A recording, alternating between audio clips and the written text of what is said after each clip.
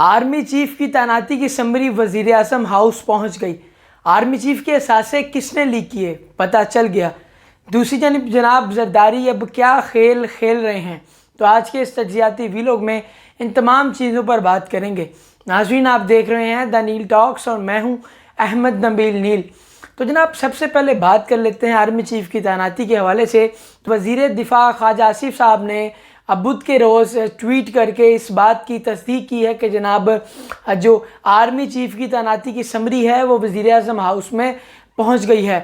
इससे कबल फ़ौज के शोबा ताल्लुकात आमा की जानिब से भी इस बात की तस्दीक की गई थी कि जनाब आर्मी चीफ की जो समरी है वो दिफाई वज़ीर के पास पहुंच गई है और उसमें 6 सीनियर 3 लेफ्टिनेंट जनरल्स के नाम हैं। उसके बाद जनाब मंगल के रोज़ सीनियर सहाफ़ी अंसार अब्बासी ने यह ख़बर को ब्रेक किया और उन्होंने कहा कि जनाब ये जो समरी है वज़ीर आज़म हाउस में पहुंच गई है और उसमें 6 जनाब लेफ्टिनेंट जनरल्स के नाम हैं। लेकिन जनाब वज़ीर दिफा की जानिब से ये ट्वीट की गई बुध के रोज़ और उसमें कहा गया कि जनाब ये जो समरी है वज़ारत उज़्मा को नहीं पहुंचाई गई थी।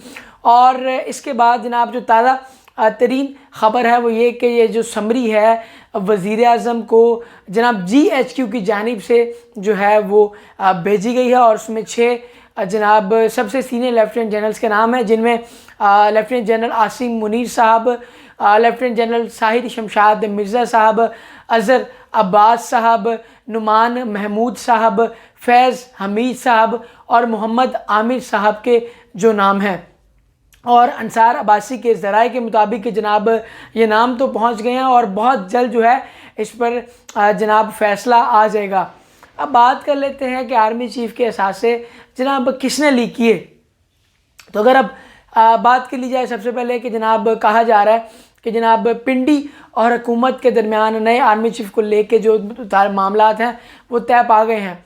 मगर मैं इस ये जो फार्मूला है या ये जो बात है मैं इससे एग्री नहीं करता, क्योंकि शहबाज शरीफ तो कोर्ट लखपत में बैठ कर भी जनाब इस्टेब्लिशमेंट के वाले से मुफाहमत की बात करते थे, तो वो इस्टेब्लिशमेंट के बारे में मुज़ाहमत की बात कैसे कर सकते हैं।